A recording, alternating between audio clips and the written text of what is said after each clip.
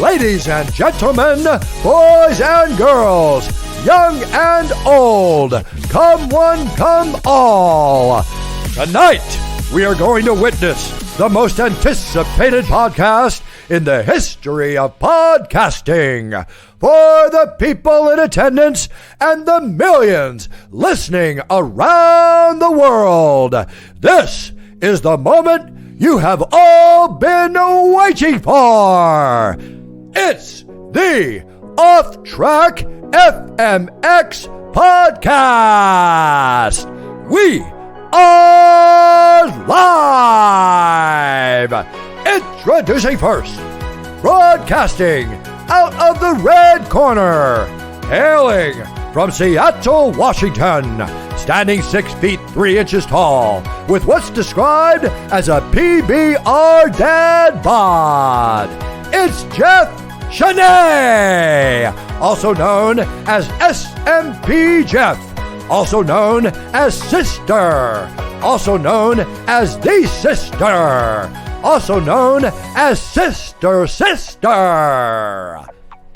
Next up, coming out of the blue corner, he hails from Renton, Washington, standing 5 feet 10 inches tall and weighing in at 200 pounds. He's the number 153 on the track and number 1 in your hearts.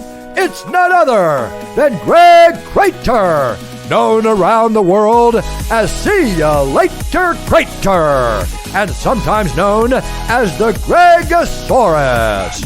If you want to get a hold of us, go to our website at www.offtrackfmxpodcast.com or send us an email at offtrackfmxpodcast@gmail.com.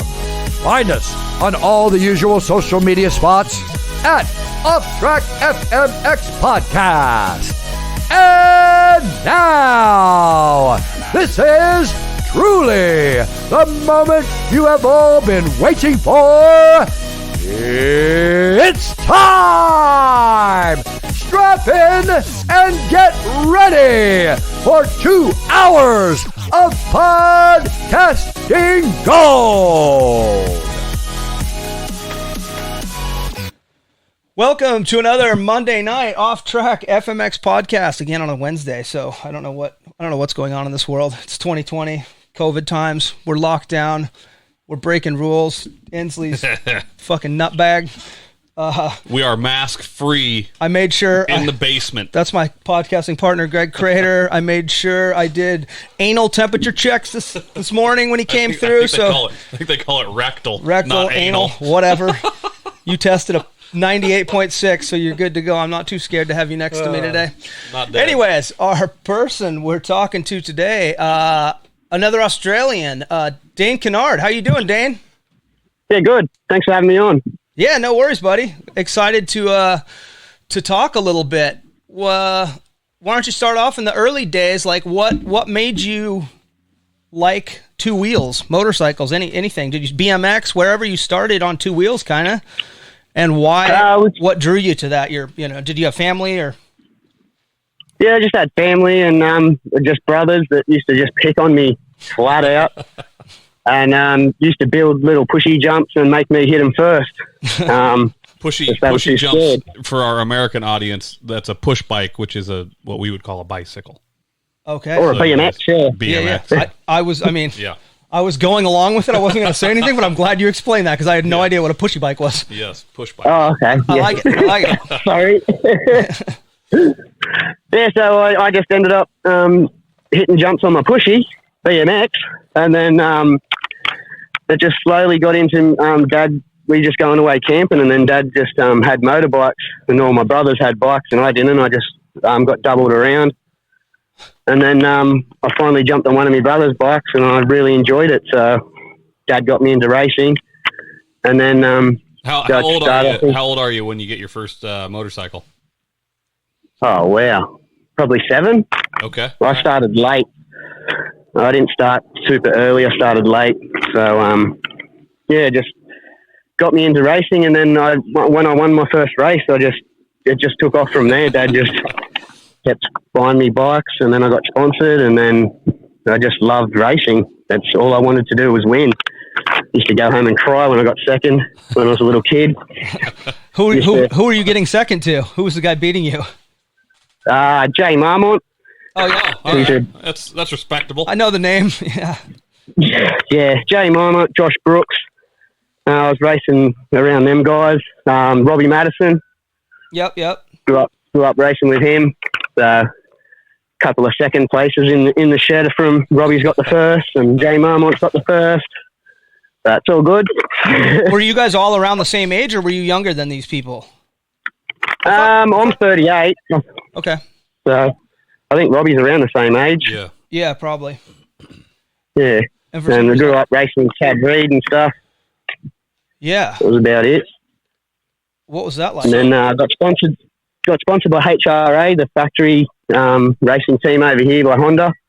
Nice. When I was like 12. Okay. Wow. And then I raced for factory Honda till I was like 16. Wow. And then Dad, were you, I mean, as far as sponsorship goes, were you doing national type championship stuff down there? I mean, what is the racing scene like? Yeah, I was doing the New South Wales state titles, the Vic titles, the Queensland titles, and the Aussie titles. So you were traveling quite a bit. Yeah. I didn't get to go to school parties and all that crap, but I didn't get to do sports events at school. I was pulled out to go train. So you knew early you wanted to be a motorcycle. Yeah. Yeah. Yeah. Pretty much from 7, really. Yeah. And I just said this is what I want to do. It was dedication at that point. I did it. Yeah. Yeah. And then Dad went and bought a property, and we started building tracks on it. And then I just go home from school, throw my bag off, and start riding till dark every day. That is the best case scenario when you have a nice track. And so you, what was I going to say? I'm drawing a blank. I was lucky enough. I had a few tracks super close to home that were fun. Billy Binkley, and then there was another one that you probably never knew about that was just down the street. It was so nice having a place that's quick and easy to go to ride a motorcycle. Right. I feel like it's few and far between these days. What's it like in Australia? Is there a lot of places to ride, or just the bush, or? Well, I've been out of the game now for like 12 years, so I don't know. Well, what's around. I haven't been following anything. No. All right. I just had to knuckle down and get a trade, so I didn't turn my back on the sport. No one contacted me, so I had to go get a trade and get a job. Yeah. So, all right. So you're 16. You're riding. I don't know what's going on. You've won. I would assume you've done a fair amount of racing and won plenty of stuff. The Honda people took care of you from 12 to 16. It sounds like. Yep. What happens? What happens at 16? What changes? I just started to become a young adult, really, and didn't really want to race anymore, sort of thing. Burn out. I just wanted to enjoy my life. Were you making money at 16 or no? God, no. Not at all. Okay. No, I never made any money racing. Maybe when I got at a Supercross, I might have got a little check, but no, I never made any money racing because I was just a junior racer. When I come into the seniors, I switched over to freestyle. Oh, okay. And that started at the Supercrosses with the original freestyler in Australia was Danny Ham. Mm-hmm. He used to just do heel clickers at the expression sessions at the Supercross. Expression sessions. And I was on a 60. And I used to beg the promoter to let me do it, and he said, you can't do it until you're 16. And I said, but I can do what he's doing. And he goes, yes, but you're on an 80. I said, it doesn't matter what I'm on, I can do what he's doing. So I had to wait until I was 16, and then I got into the expression sessions, and then once I got into them, I won every expression session bar one for 2 years. John A. Porter beat me at one.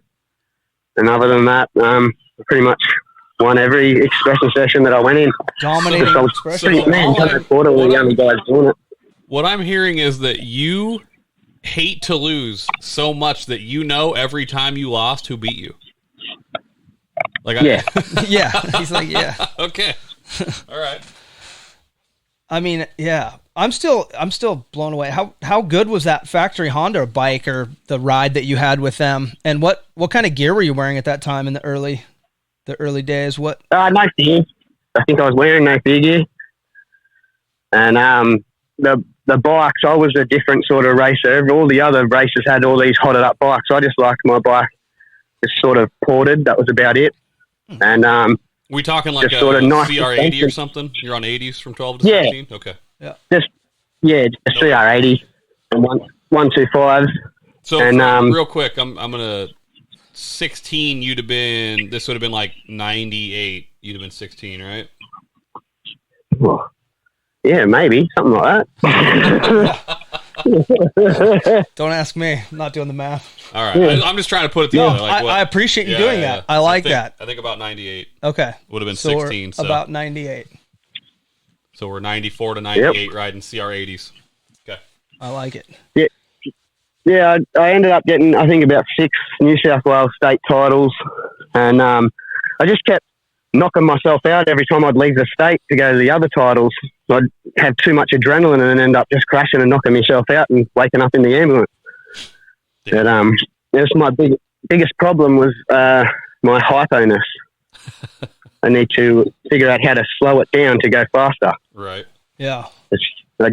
Every time I was out there, I knew what to do to win, but my body was just going too fast. If that makes any sense Yep. Concussions. for my mind. Concussions make aren't really sense. fun either. So what helmets were you wearing? Arai. All right. Yeah. Good helmet. I mean, Arai helmets, the half-face ones. Oh yeah, the Kenny Bartram, Guy Cooper. ooh. They loved them. Yep. Bolt-on face. Yeah. Jeff Stanton wore them. Yep. I liked them. Yeah. Yeah, I still got it at home. Nice. Without the actual face part because I smashed that off.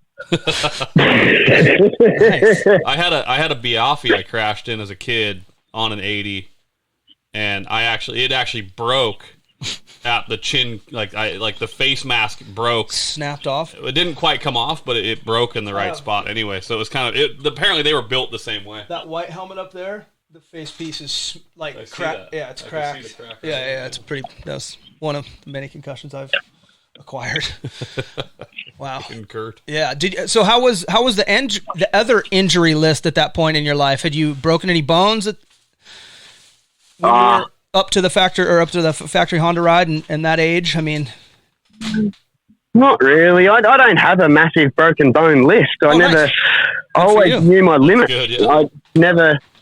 I knew I knew where to pull it up, if that makes sense, you know? Like, it I know I does. was It doing does, some but crazy not for an stuff in Australian. freestyle, but I just knew where my limit was. Like, Yeah, that's good. so I've only got 3 plates and 20 screws. That's it. Yeah. Out of my whole career. I only broke arms and I broke a foot.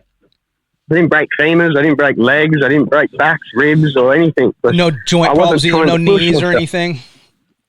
No, because I didn't push myself to my full potential. Yeah. So it wasn't until I became an older guy that you know, I've sort of, I know where I can push myself now. You know, Yeah. I was young and dumb then, Yeah. very young and dumb. Yeah. But a lot more focused now in my old age. I've been training for the last 3.5 years, 5 days a week in the gym. Training what? Just gym? Just my body. Weights? Yeah. I didn't know if you were training Yeah. MMA, jiu-jitsu, anything. Just body. Nice. No, just body to get my mind right. Yeah. It's a massive thing having your mind right in the game that we're doing. Well, Absolutely. you know, in the game of freestyle. Yeah, for sure. Back when it first started, it was just party, drugs, chicks, bloody Right. Yeah. good time. And then we started doing shit where you can't do that because you're going to die. Yeah. Yeah, the you level need and to the start- commitment and everything did step up quite a bit when in the early days. Yeah. I mean, Yep. yeah. At first, it was just fun. It was a party. And then it got serious. Yeah. So let's talk about that. What was your first, after your racing career, you were burnout at 16, you said, kind of. So I imagine you just rode a little bit through then, or when did you start freestyle? When was your first, besides the Supercross Expression sessions? I mean, when was the first contest, or when did you, yeah. Well, the first time I did tricks? Yeah. First ramps you hit, first, whatever. Well, first ramps I hit was at Extreme Games in Australia. Okay. Called. And that was at a contest. The X Games. No, it's not the X Games. It was the Extreme Games. Okay. And that was the first time I'd ever seen a ramp. I think that was 99, maybe, or 2000. Okay. Do you remember what the ramp gap was, or? I think it was 75. Yeah. Nice dirt landing, or? Yeah, dirt landing. At home, I had a tar jump. So I had a jump built into a mountain, and then I had the blokes that build the roads come in and tar it for me. Asphalt, Jeff. Yeah. Yeah. I was a little lost on this one. Trying to get a vision on this. I'm he's struggling. Just so confused. I can see it in his face. Yeah. I'm like, no, he doesn't know what the hell this means at No, all. that was speaking Greek there. Sorry, they asphalted my jump. Okay. And then they'd got no ruts in it. So that was my first kind of experience of. I'm not sure if you're aware, but asphalt really hurts to crash on. I think he's talking about the ramp of the jump, not the land. Oh, Yeah, okay. I'm thinking the whole thing. Like, no, this is instead of a metal ramp. Oh, they asphalted. Okay, yeah. The ramp, yeah, so yeah. it stayed consistent, which is good. Yeah. There you go. We just got a dug a lip visual into a now. mountain and then tarred it. I asphalted it. Yeah. I like it. So, and then that's what I had until the ramps came out, and then we got ramps built and started hitting ramps. But the first time I started actually doing tricks was on a KX60. I just had a mound of dirt before on the property that I've just built with a shovel, so it probably come up to about my hip height. Mm-hmm. And I was just hitting that and landing onto the flat and doing heel clickers. That's actually how Jeff did most of his tricks too. Yeah. But he was 25 years old and riding an XR50. No, it was CR125, bro. CR125s or YZ125. A lot of 125s back in my day. So how old were you when you're riding the 60, starting to do jumps, starting to do some tricks? You're obviously a young kid at this point. Yeah, geez, probably 12.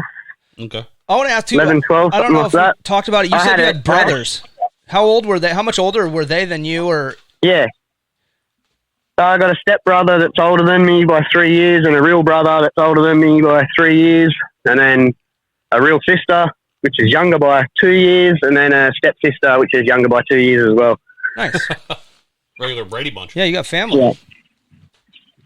Yeah. Yep. And they pushed you into riding dirt bikes in the beginning, in the very early years. Yeah. We'll say yeah. Made you. They showed it. You saw them doing it at least. Yeah, I seen them doing it, and I just sat there and watched and said, I can do it better than you. Yeah. And then that's how it started. Nice. By the competition with the brothers, Yeah. Like, who can do the biggest jump, who can do the best trick, blah, blah, blah. And then fast forward a little bit, you're at the Extreme Games in, where was it? Hell. Melbourne. Melbourne. Nice. How far away is that from here? Where you were at? 9 hours. 9 hours. Oh, boy. My Australian geography is not the best. I won't lie. No, he knows nothing about Australia. Yeah. He thinks that it's all just a sunshiny beach. No, a lot of shit that'll kill you. No. Well, there's stuff that'll kill you. But so my question on that first event is, what were the ramps like? I mean, were they consistent? Were there 3 ramps and they were all exactly the same, or was it very much different? No, I think it was all dirt hits. I'm pretty sure it was all dirt hits, and we only had one ramp because it was the first time we'd ever seen ramps. Right. So I'm pretty sure Mad Mike Jones come out to that too. Nice. Oh, wow. We're going to be talking to him Is soon. he still around? Yeah, we're going to be talking to him soon. He was a little busy. He's doing schools and stuff, That's what I'm looking to do. teaching kids, Yeah. Cool. That'd be awesome. I want to try to get into schools and talk to kids about my life and depression and all that sort of stuff, and do a little demo after I do a little speaking thing. I like that idea. That's really good. Yeah. For sure. Yeah, because the kids these days, and with all the internet and all that, there's a lot of fake news and fake stuff out there, and they're trying to amount themselves to something that they'll never be, you know? Right. Yeah. So it'd be good to go in there and just tell some real stories, you know? Absolutely. Hopefully you can help some kids. You should come to the States. There's a fuck lot of people that need your help. I don't think it's just here. I think it's everywhere, It's unfortunately. a mess over here right now. Yeah. Well, I've been a mess for the last 12 years, so I've got myself right now, so I want to help other people. Good for That's you. good. That's awesome. Yeah. That's the plan anyway. Yeah. What'd you do to help yourself? What steps did you take? I just started going to the gym. Yeah, nice. Jim will do that. That just really aligned everything and got me focused on what I should be doing. Absolutely. And what I'm put here to do, because after I'd done what I'd done with freestyle, I thought, like, you know, life was pretty much over. Yeah. Like I'd achieved a fair bit in a short amount of time. So I was like, well, what else is there to do now? You know? Right. So I was in a mass depression myself. Yeah. Well, let's. And I was too scared to ask for help. Right. Well, that's the hard part, right? Yeah. But let's talk freestyle, and then we'll get to that Yeah. toward the end here. Yeah. We try to stay on a timeline, but we call it Off Track FMX podcast for a reason. We get off track a lot. I jump around a little. Yeah, but Shocking let's save it for the end here. Let's move yeah. forward with. So you did your first show or your first contest, and where does it progress from there? How did you do? Did you get paid? Yeah, did you? I How did got it go? questions. Yeah. What's the early days of Australia Yeah, FMX? Yeah, I got paid. I can't remember what it was. Yeah. Like, one only been a couple of grand or something, but I think I got second. Luke Urek beat me. I don't know if I know that name. You should. What's his name? Oh, Luke He's over in the Urich? States and I was over there. Yeah. Oh, yeah. I didn't understand you. Yeah, Luke Urich. Yeah. I know There's an him. accent involved. Yeah. Yeah. I got it. Oh, I say Luke Urek. Yeah. No, yeah, Nah. he's good. Yeah. No, he's real good. Yeah, for sure. Well, real quick, what was it? An invite? Was it a sign up? How did you get into that first contest? I think it was an invite.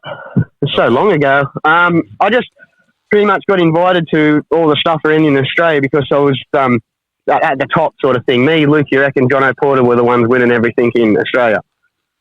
So how did you go? Okay, so you started. Obviously, you're doing the Supercross. You're doing the Expression sessions. Expression sessions. Yeah. And so that's just they're basing. I mean, that's the freestyle world at that point in Australia. Yeah. Basically. Yeah. Okay. All right. I wanted to Until clarify that. until the Until they start putting events. Oh, together. there was no events at all. This was just a little expression session to keep the crowd entertained during the break. Yep. Yeah. Yep. That's all it was. And then it flourished because the crowd was cheering louder for the expression session than they were for the Supercross. yeah. Yep. And loudest for the crashes, unfortunately. Actually, I won an expression session knocked out. Nice. Exactly. Yeah. Yeah. I was out cold. I come back in, I was asking, like, when are we going out? And Dad realised that I was knocked out. You already won. Yeah. Were they paying? Yeah. I mean, was there any money for those expression sessions or no? Yeah, you got them novelty checks, Yeah, a couple them $100. big novelty checks. I won one in the Kalispell, 1,000. Montana, knocked out. Didn't win anything that night. Nice. Yeah, no, some asshole ran me over with his motorcycle. I didn't have any gear on. I was helping He was- Greg. Yeah, he was my mechanic, and he was face down, facing the wrong way, and got mounted by a YZ250. Just this guy doing an out of control wheelie at me at second gear, pinned, like a straight up motorcycle is coming straight on at me. Yeah. Old Captain 12 o'clock. 12 o'clock was jumping over the gate. He was trying an expression session and not doing well. Yeah, fuck that guy. All right, so you get paid, you do your first show. you get paid a little money, or contest and you get paid some money, and That had to be way better than working your ass off riding motocross or supercross and not getting anything and being exhausted. And Yeah, and at that time I was a first-year apprentice electrician, and I was getting $189 a week. So I'd get it on Friday, and it was spent by Friday. yeah. Yep. Yeah. been there, done that. So that was like $1 million to me getting $1,000. Right. Yeah, exactly. Yeah. At one time, you're like, oh, this is going to be problematic. It's going to go really quick. Yeah, that and then they started doing a few contests around in Australia after that. Nice. That actual Spokes Promotion Supercross, they started a Spokes Promotions freestyle contest, which was good. It kept all the freestylers in the game. You know, we had I think it was a 4 or 5 round at all the big stadiums. Nice. And yeah, And you guys were just starting to build your army. There's a lot of good Australian freestylers. Right. I mean, yeah. See, I don't even know. I don't even know. No? I haven't followed or anything. oh man, I know of the Jackson Strong yeah. only because my kids were down where he was living, and then I got on the internet and had a look, and I was like, oh, holy shit. There's a lot of really nutty Australian guys. Shocking. I don't know. Yeah, these guys. I mean, But I don't know any of them. They're pushing. I know some. They're pushing limit, like triple I just backflips. haven't been Who around. thinks of that? Well, I think Travis. Oh, wow. Yeah, Jack. I think Travis Pastrana thought of it though. Josh Sheehy is his name, I believe. Sheehan, yeah. Clinton Moore, really good. Yeah, there's crazy Australians. Yeah. Oh, nice. Well, I ain't got nowhere to ride over here. I just ride in the bush sort of thing. Yeah, well, I don't think. I don't have the property. You don't want any part of that. I mean, Yeah, you want to triple backflip. like, yeah, I don't know. So what? I'm 38. Yeah, yeah. I get it. Well, we talked to one. But We talked to a guy in Italian. No, where was he from? Yeah, Italy, right? Yeah. Sorry, I was. No, let's Spain. see. He's from Spain. Yeah, Jose Morales, Jose Garcia. I don't know which is which, but yeah, he was like 50. Yeah, super old. Well, Yeah, I mean, for what he was doing, he was old.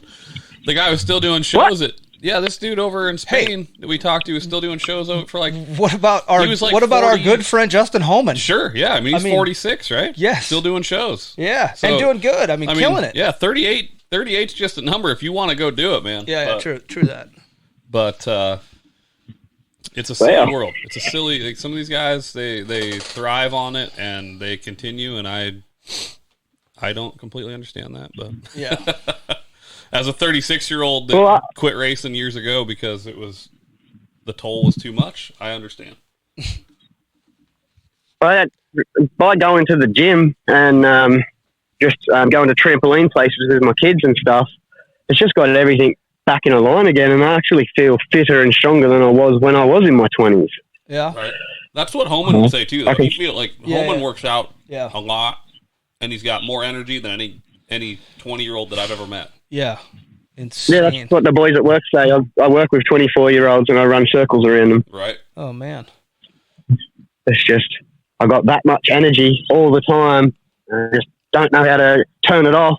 Yeah. But someone gave me a motorbike a couple of months ago, and kind of I figured out how to calm it down now.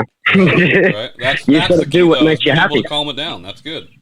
Because that's my problem is I feel like when I go to the track now, I still try to go fast and try to do these things, and it's like that's what I got to stop doing. Take risks that don't. I think of it opposite. What was that? I think of it kind of opposite. I go there and go, I can do this. I've had a 12-year rest, man. I've got no excuse. Feeling good. Right. Yeah, there's no excuse for me, guys. There's no broken bones. There's no real injuries. Right. I've had a 12-year rest. I don't really have any major injuries that I can complain about either, but I don't want any. Yeah. Oh, it's all part of the game. My parents just stopped talking to me for a couple of weeks there, but they're slowly coming around now. Right. I had to sit the old man down and have a chat to him and tell him, like, if something happens, I need you to say this. Right. And it's a hard conversation to have with your dad, you know? Absolutely. Trying to tell him, like, if something happens to me, I need you to say this at the funeral, you know? Yep. Like, because I've got kids. Yeah. So it's hard. My kids gave me the blessing to do it, so that's all I need. I've had to have those conversations with people about drugs and alcohol. I'm like, if I die, okay, get in my house, hide this. This is the place you're going to want to look. Delete all internet history. Like, clear, just burn everything. There's a black box. Yeah. Throw it in the fire. Yeah. Yeah. Yeah. So, but I finally got to take my kids out, and they got to see me ride. So my kids are 6 and 3. They've never seen me ride, and I don't talk about it. They see the trophies in the shed, but they don't. Yeah. There's nothing in the house. There's no memorabilia or all that sort of stuff, so they don't really know too much. So it was a really proud moment. I got to take them out and got to hit a 5th gear pin jump. So I think it went about 200 foot. Oh, wow. Wow. And Jesus. Yeah, they loved it. So is that who wouldn't? in the plan, though, to have the kids ride? Is that something you'd like to do? No. No, It's totally up to them. If they want to play netball, I'll be standing on the sideline cheering them on. No, absolutely. I just mean that if they said, "Hey, I want to go do that too, Dad," is that something you are prepared for? Yeah, I'll support them. I'll try to steer them a little bit away from freestyle if possible. But my eldest, he's not really into it yet. He's had a little crash and he had a sook and just went and sat in the car. So I'm not going to pick on him or anything. That's just him. When he's ready, he'll come back. Yeah. And the youngest one, the 3-year-old, I tried to scare him on the dirt bike. I got up to like 4th gear and then I scared myself, so I had to slow down. And he was just and I went towards this jump. I started clicking gears and he's going, "Go big, Daddy!" Yep. So now when we go riding, he says, "You go big, Daddy, I go fast." So hopefully he can get into the road racing or something like the Mick Doohan style stuff. Right.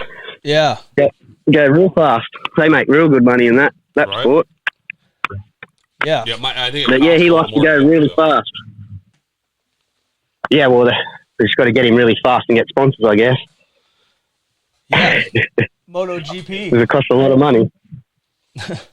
And I'm only a single dad too, so I've only got one income, so it'll be hard. Yep. Yeah. But it's all good. You know about sponsorship, though. Yeah. And that's part of it. Yeah, definitely. Yeah. So speaking of that, let's. I feel like I could. Oh, go ahead. What's that? Go ahead. What were you going to say?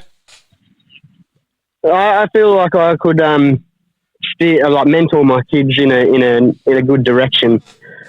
Because of all the things that I fucked up and succeeded in, right. I could teach them a lot different path to go down because I didn't have anyone to talk to, and that's what fucked my whole career up. Yep, absolutely. No, guidance is massive. Yeah, well, now I've done it. I can guide them and show them the rights and wrongs in the path they're taking. So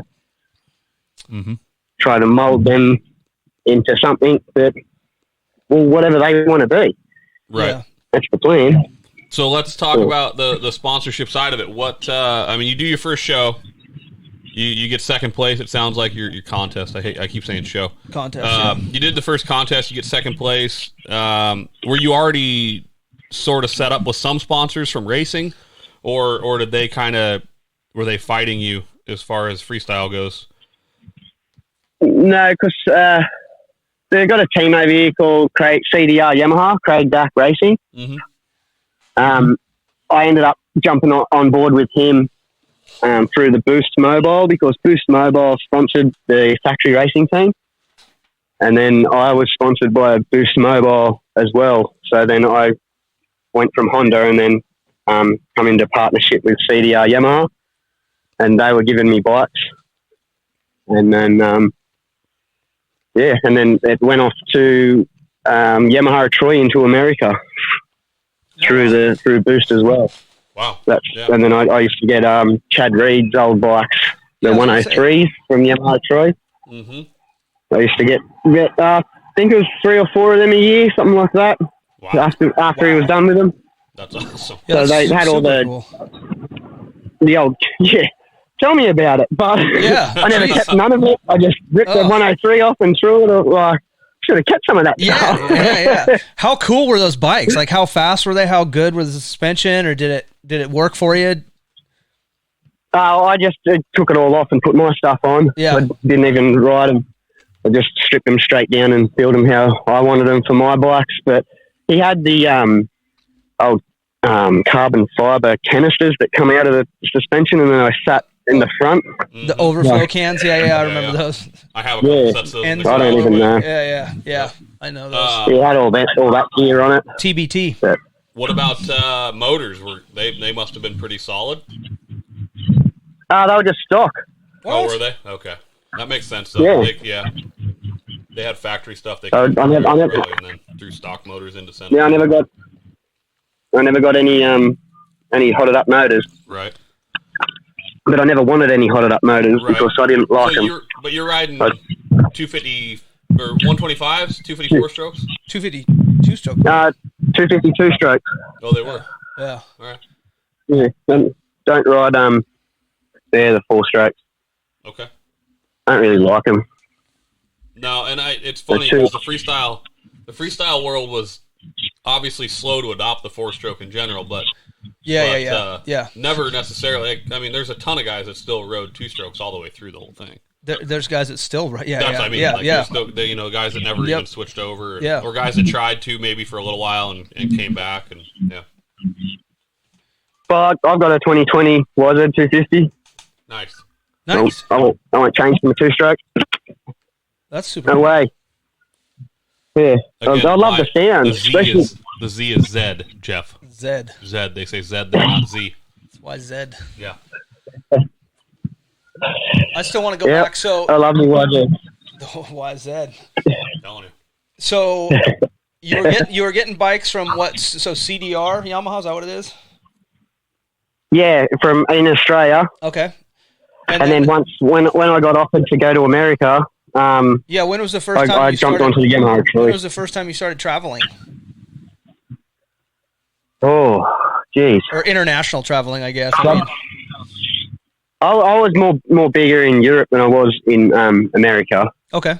And I used to travel to Europe a lot more. And then, of course, I was so far from Australia. It made more sense for me to be based in America because I was flying to Europe every second, third week. Oh, wow. So you're doing lots of shows in Europe. Yeah, I was doing lots. What year was this? Do you remember? Bologna motor shows. 2002, 2001, 2003. That's the era. Who were some of the other people that were in Europe with you? Do you remember? I think, can't even really remember. Yeah, it happens. Chris Brock from Europe, from England. Remember him? Geez, it's so long ago. Yeah, for sure. I don't judge anybody's memory because mine is terrible. I don't know what I had for dinner last night. So. Yeah, mine is terrible. Yeah, no worries. So you're traveling to Europe, doing shows, having fun. I mean, getting paid, riding your dirt bike. But now you're saying you're based out of America at this point? Yeah, I was based out of America from 2001, I think. Where it might have been 2002. Yeah, I live with Jeremy Stenberg. Oh, all right. How'd you meet him? What made you come to America? And especially that guy. Just because he come over and did a few shows over here, with the what was it called back then? The Krusty Tour, I guess. Yep. Yeah. And then we just kicked it off. We were like mates. We did the same shit. We sort of rode similar, and we just kind of kicked it off. And then he said, "Come live with me for a bit until you get on your feet." So how long did you live with him? I think it was about maybe maybe 6 months or Oh, okay. Not a real long time. maybe a year. That was back when he was with Chelsea. Way before Susan. Right. Was Scummy or Bo Manley living there at any of these time or no? I don't think they ever lived there. They hung out though, probably. No, they didn't live with him. No. It's just his younger daughter and Chelsea and Jeremy. Okay, yeah. When I say Jeremy, I mean Twitch. I was the only one that used to call him Jeremy.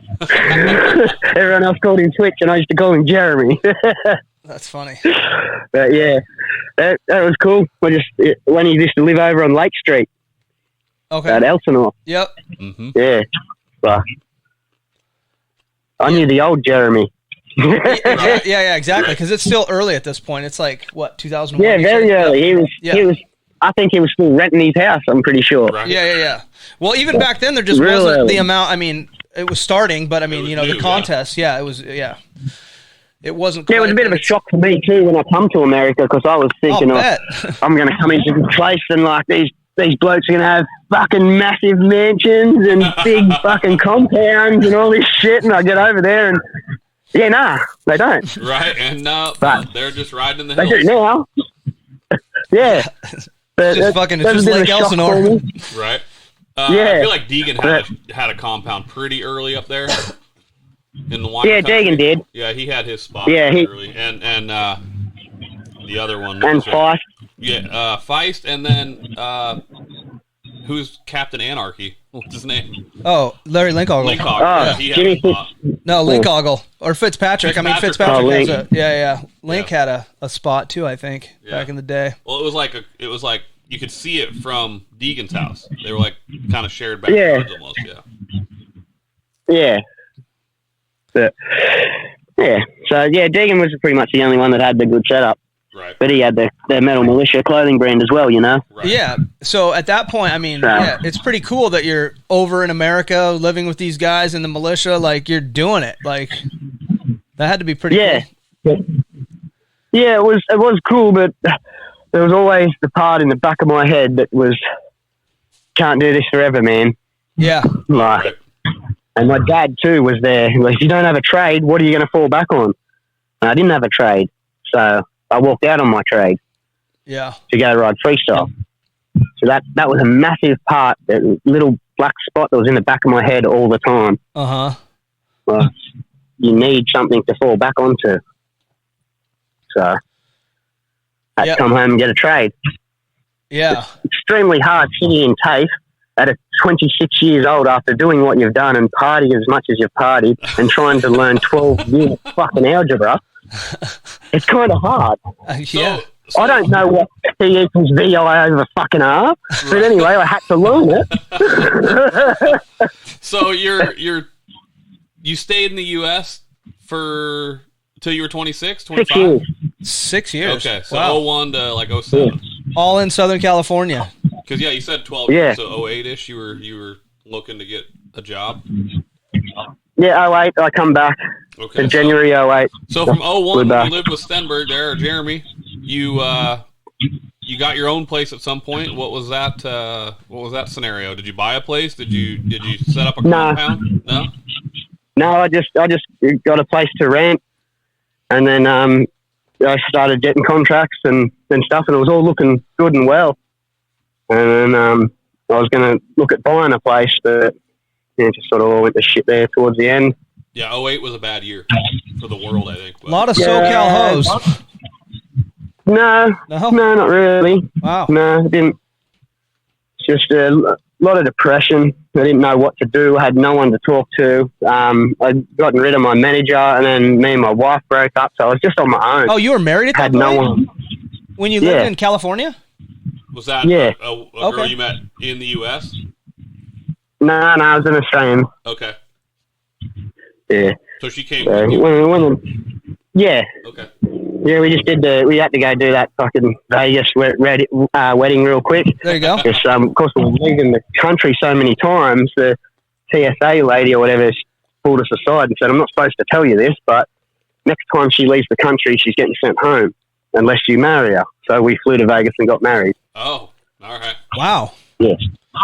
$290. That included the limo and a bottle of wine. Sounds like a good night. I was going to say, that sounds like a better way to spend money than the Was way I Elvis did it. Presley involved? Right? That was extra, man. Shit. Right? Yeah. He wasn't looking to splurge. It was $290, all right? You got to have the king. Yeah, $290. Oh, no, well, I got married at the Little White Chapel in Vegas. Nice. Yeah. I think Dennis Rodman got married there, and Yeah, it's a famous spot. Yeah, one of the times. Yeah. Exactly. One of his many marriages, I'm sure, was there. Right? One possibly at Dennis Hoff's Bunny Ranch. I mean, multiple places that guy's been. Yeah. Yeah.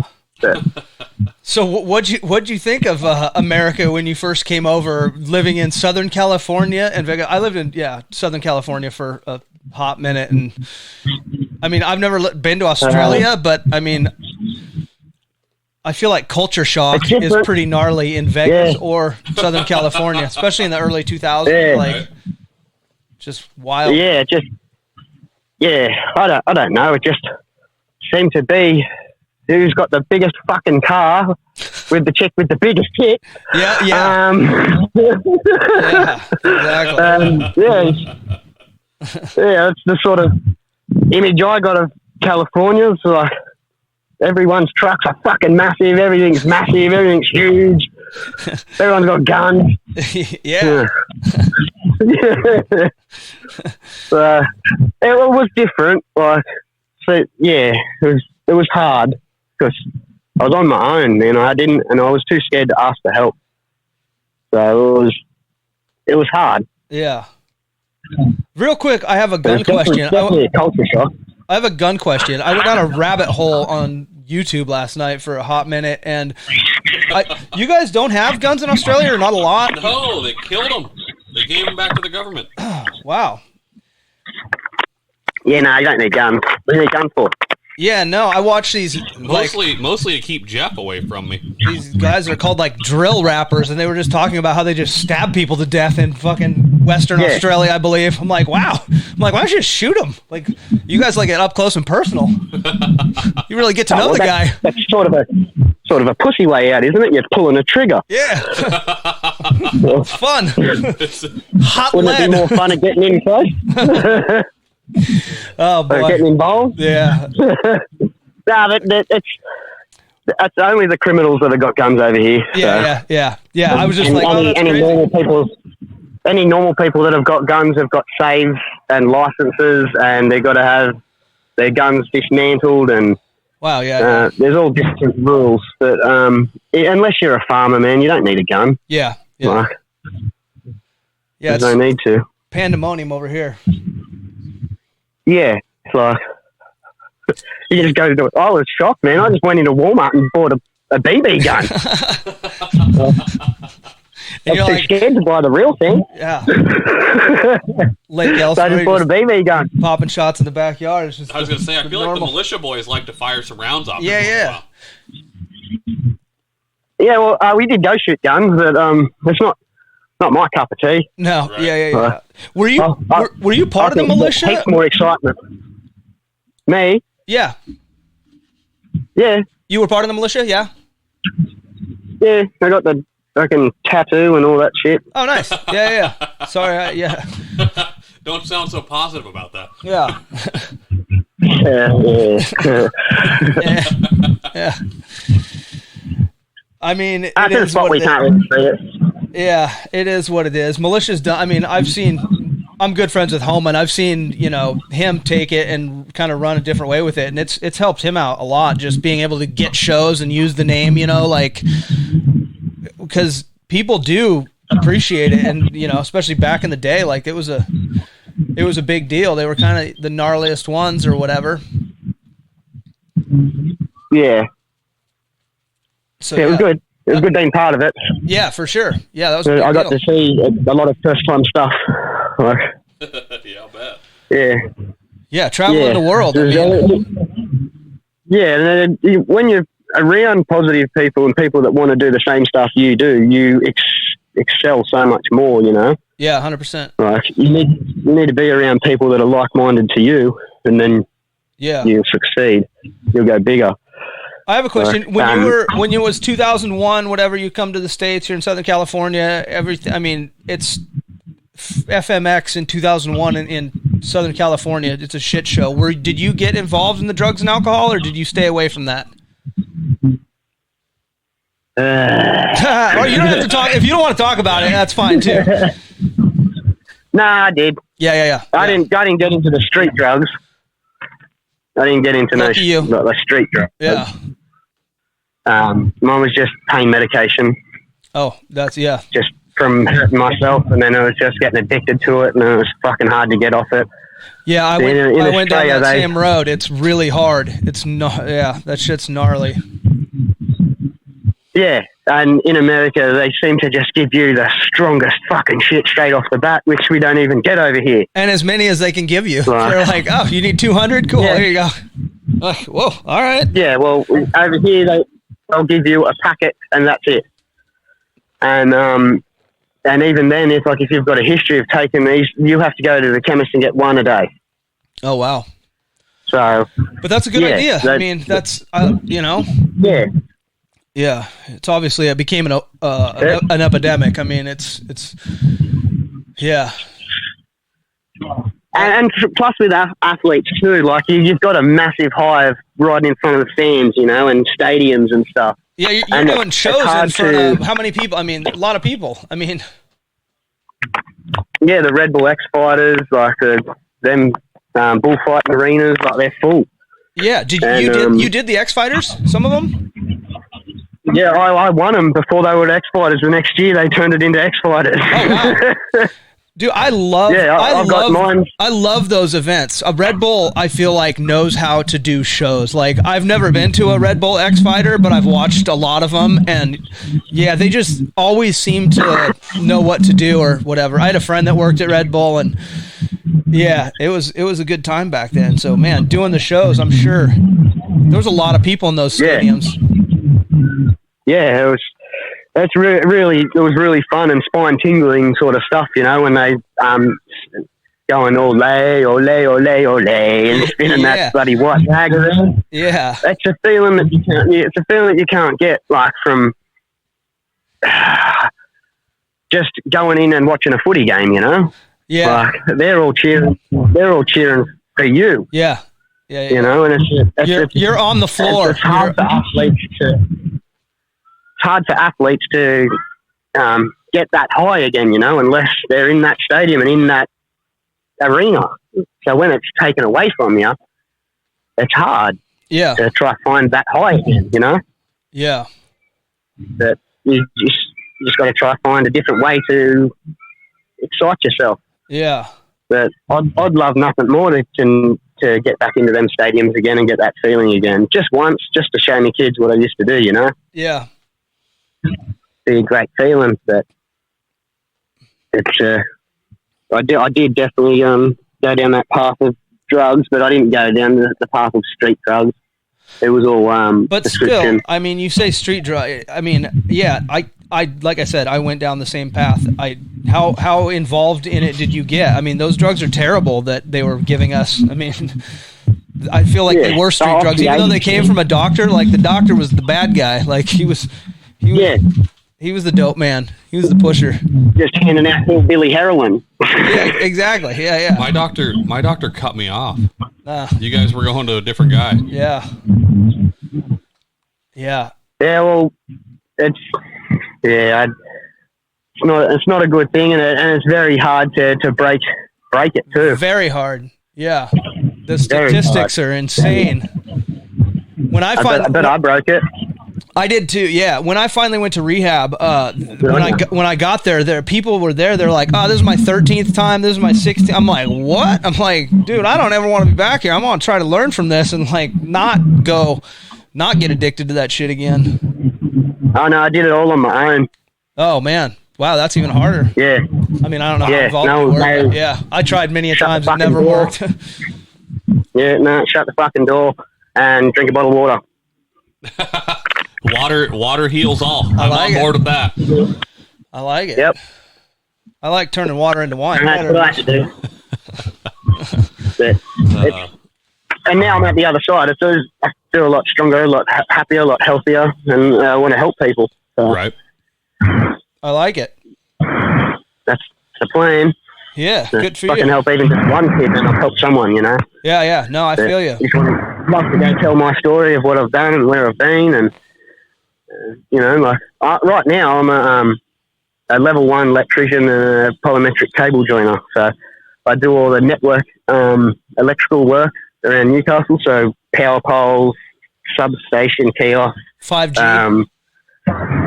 No, that's No. 11,000 volt cables. This is actually more. I'm playing with big dangerous power. Yeah. Yeah.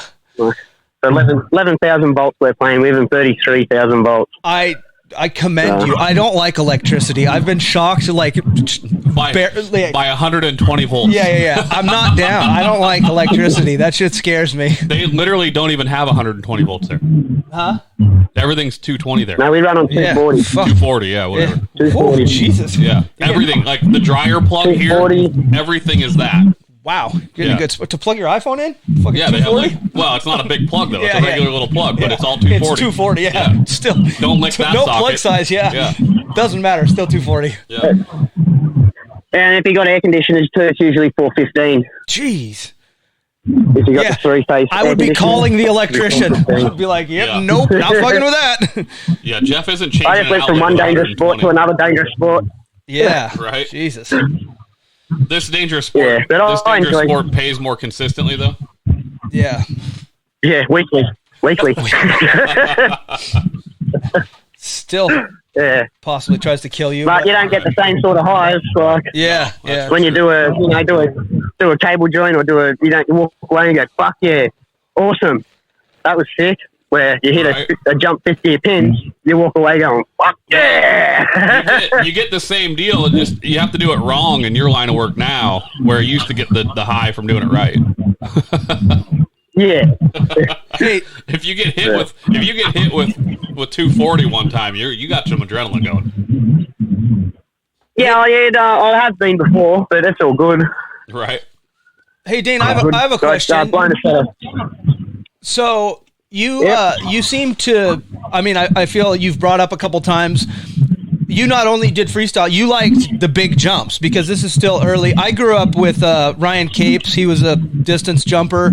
Talk about those big jumps. I mean, were you doing them in Southern California, fifth gear pin stuff, or? No, the first big jump I hit was out at Bakersfield with Okay. Jeremy. There was some X Games qualifier out at Bakersfield. Yeah.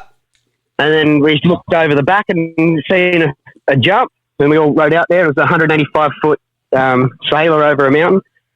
And that was the first time I'd ever hit a big jump, was there. That's a big jump back then. And then, I mean, jump. yeah. That's a big Even jump big right jump now. now. Yeah. What are you Truth talking to be about? told, that's a big jump now.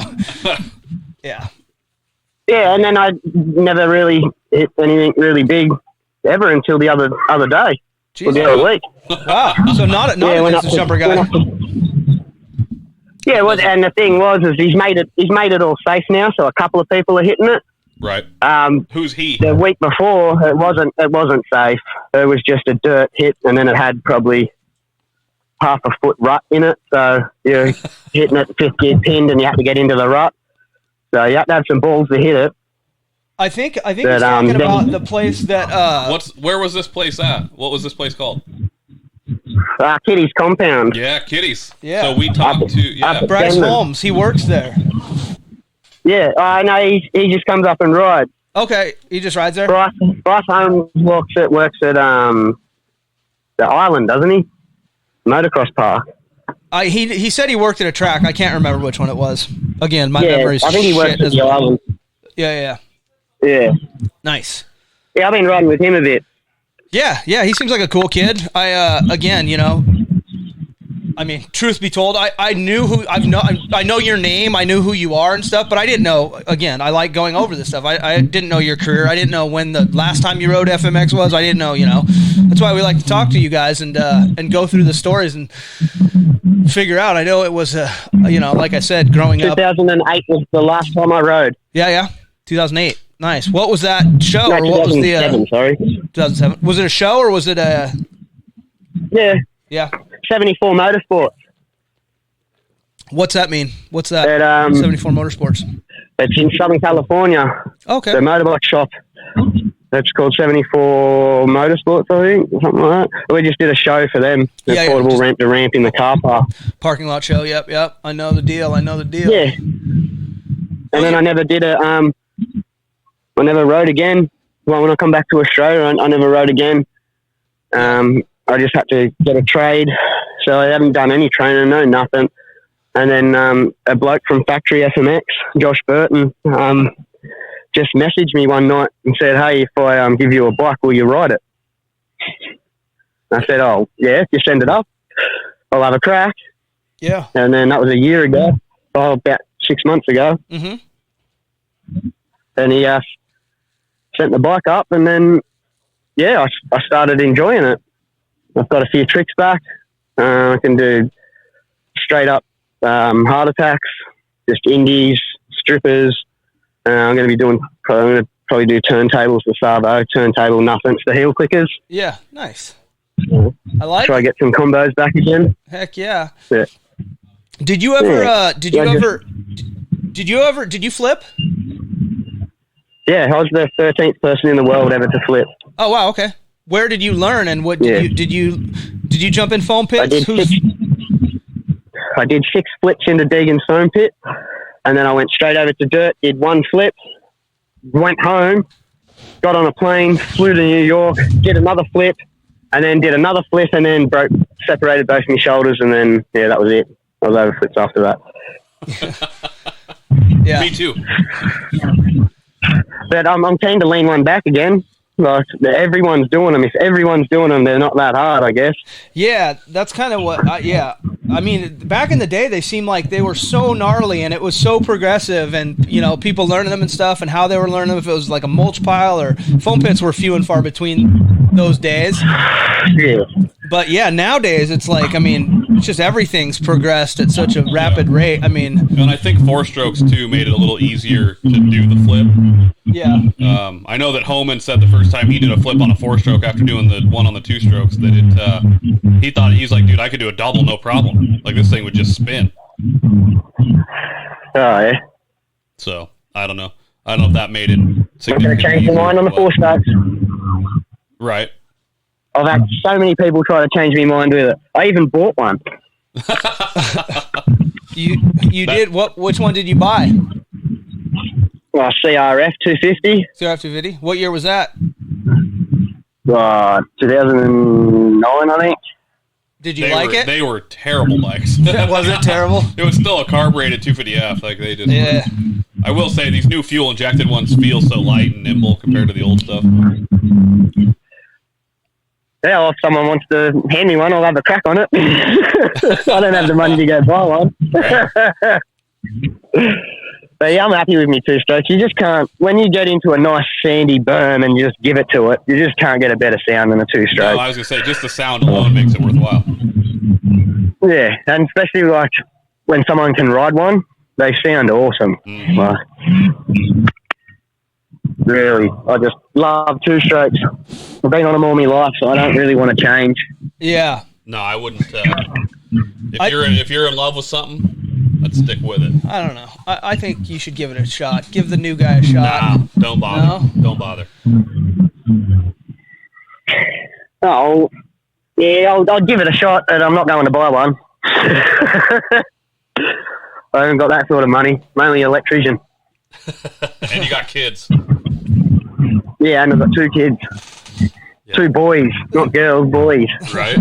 But you said who was the guy that sent you a bike not too long ago? Josh Burton from Factory FMX. Okay, nice. He's got a little Factory FMX team over here. And he just got in contact with me. You didn't want to tell him to send you a 4-stroke? Tell him it's 2020? No. I'm kidding. He's like, no. Yeah, I get it. I'm old school. I love it, dude. Yeah. 2-strokes, that's what, grew up on. Yeah, that's all I know. Yeah. It's crazy that, I think nowadays, I don't even know what year, there's kids that have never ridden, or maybe not never, but never ridden any big bike. two-stroke. Yeah, well, Just I just once they get off I the just love it. yeah. way too much fun, especially in a motocross track. Yeah. I really like trail riding. That's like one of my favourites. It's just going off into the trails by myself. Yeah, do you guys have a lot of Going good to the trails tank there? of fuel and coming home. The bush. Yeah, a lot of trails. Lots of bush, lots of single trails. Lots of bush. Lots Do of you you can ride for 4 hours and not even get out of bloody first gear. Right. Yeah. That's funny because It's I just actually that really enjoy like the technical off-road or trail ride, whatever, way more than like fourth gear in the desert, wheelie and whoops or whatever it is those guys like to do. The technical trail riding aspect is much more fun to me. Yeah, well, it covers all aspects of riding. When you're going around the corner and then there's a rut or there's a four-wheel drive, you got to think pretty quick. There's a Jeep in front of you, yes. Yeah. I had that happen a few times, coming around the corner, fourth gear pinned, and then there's a car. Yep. Like, oh, shit. Oops. You're like, that wasn't there last week. But, yeah. So I've been riding probably the last 2-3 months, probably once a week. Nice. I'd love to ride every day, but I can't because I've got work and Yep. mortgage and bills and kids. Yep. Life. But life, Yeah. it'd be great if someone gave me an opportunity to step away from work and just ride full time, but Right. that'd be a pretty big step for someone because I'm 38 years old, you know. Right. What, speaking of kids, so what is it like during the day for the kids? I mean, you're at work, you got a 3-year-old and a 6-year-old. Is the 6-year-old actually in school right now, or are you guys shut down for that, or what? In these No, COVID the times? 6-year-old in school, that's none of that shit's really relevant over here, man. It's not, yeah, good. We don't have any cases. We don't. It's just the government blowing shit up. Right. So Well, pretty much we got 17 cases in South Australia the other day. There's millions of people in South Australia and they shut the whole state down. Right. But you got kids, the kids still actually physically 17 go to people. school. Yeah. Oh, yeah. Yeah, and see, we don't have that. Ours is shut down. I got a 5-year-old that's in kindergarten, and he has to sit on a computer for 3 or 4 hours a day. Oh, that's not good for him. No, it's ridiculous. Yeah. Yeah, we did shut down for a little bit, but not. It's all back to normal now. Everything's open. No one's really got it. Yeah, they just gave us the second shutdown again normal. now. So. Yeah, we're on complete shutdown. I've done more risky behavior. I mean, They're making regular people criminals now. So. yeah. I think right now we're breaking the law by being in the same room doing this show, not living in the same house. Wow. Yeah, it's pretty silly. Yeah. That's ridiculous. All over a bloody cold. Right. Yeah. Yes, exactly. But Which is all right. killing, or is it killing? But yeah, it's Right, exactly. taking It's the killing wheat and it's the killing old. the fucking industries. It's It's killing the business owners. society as we know it. But, Yeah. Yeah, it's just killing everything. For what reason? right, Yeah. for nothing. For Some a fluke. sniffles. Yeah. Yeah. What about the 3-year-old? Yeah, he's still going to daycare. Okay. I'm a single dad, so I only get them on the weekends. Okay. So that's what makes it hard. I don't see them through the week, and then I'm working, and then I've got to try ride and have my kids and watch my kids Do you- while I'm riding and trying to learn new tricks. It's just pretty full on. It's full plate. Do you have a good relationship with mom? Or Yeah, yeah, good. yep, Good deal. yeah. You got to. Even if you don't, you got to make it. Yeah. You got to yeah. make it good The because kids. it's the kids that suffer. Yeah, yeah. It's not. No matter what the two parents do in their life, the kids shouldn't have to suffer. You know. For sure. So For that. Yeah. I had to bite the bullet and be the bigger man and just Yep. be involved in it, you know. Like Yeah, at good Christmas time, I'm going to have Christmas with my kids and her new husband and stuff, you know. Yeah, we're That's not just what you allowed, gotta do. we're not allowed to have Christmas. Isn't there a Will Ferrell movie about that? Yeah, there could be. Pretty sure Will Ferrell and Marky Mark. Mark. Oh, yeah. Mark Wahlberg. Yeah. I'm pretty sure there's a Christmas movie. Huh. About the two dads. Yeah. Having to go to the girlfriend and the new husbands. Yep. Yeah. It's pretty funny. Yeah. Hey. Yeah. Man. Yeah. I think It is would be pretty Marky funny, Mark but in that anyway. scenario. I think. Maybe not. I don't know. Oh, I don't know. Yeah. Whoever the dude is, ask him if he's ever fucking ridden in Europe in a bull arena with 40,000 people screaming at him. Yep. No, I've never been one to do that sort of shit, eh? Yeah, I hear you. Even when people talk shit on me or talk down to me, I still don't. I just let them talk down to me. Right. Like, It's Smile, nice. whatever, man. Just smile and nod. Okay. Yeah. Whatever you say. That's what I do. Yeah. The best thing you can do. I don't. Well, you'd just be a cockhead if you went around and go, "Oh, you got fucking Google? Put me name in Google, man!" Like, you'd be a cockhead. Yeah. Proper cockhead. Yes. I'd rather be just a nice bloke, eh? Yeah. We'll try to be anyway. That's awesome. For sure. Yeah. Hey, I want to talk And if they about. want to find out later on in life and what I did, then they Yeah. can. Yeah. But, I want to hear I don't about. advertise what I used to do. Yeah. I want to go back and hear about. Didn't Zoo York help you out for quite a few years? Who are they, and how'd you hook up with those Yeah. guys? What'd they do for you? They were my major sponsor. Yeah. So without them, I wouldn't have stayed in the States pretty much. Oh, actually, sorry, Boost was my major sponsor, Okay. but Zoo York was my major paying sponsor. So they paid me real well. Oh, major Rodney, paying. I think his name was. Yeah.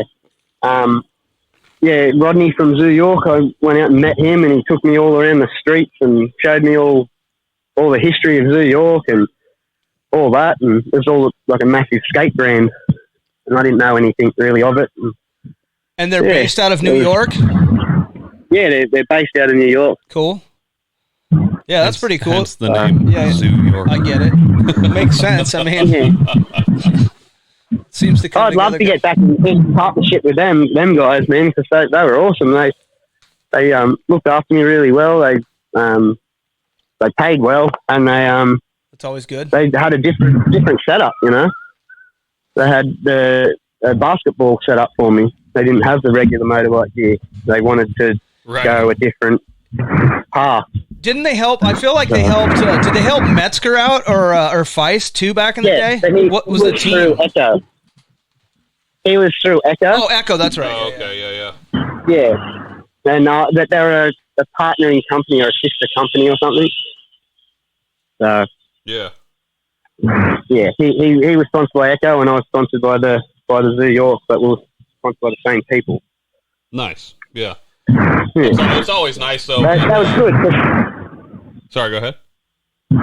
the year that we got sponsored by him, me and Metzger went 1-2 at X Games, so Oh, nice. Yeah. it was good. And you can't replicate that medal again because they don't have freestyle at Winter X Games anymore. Right.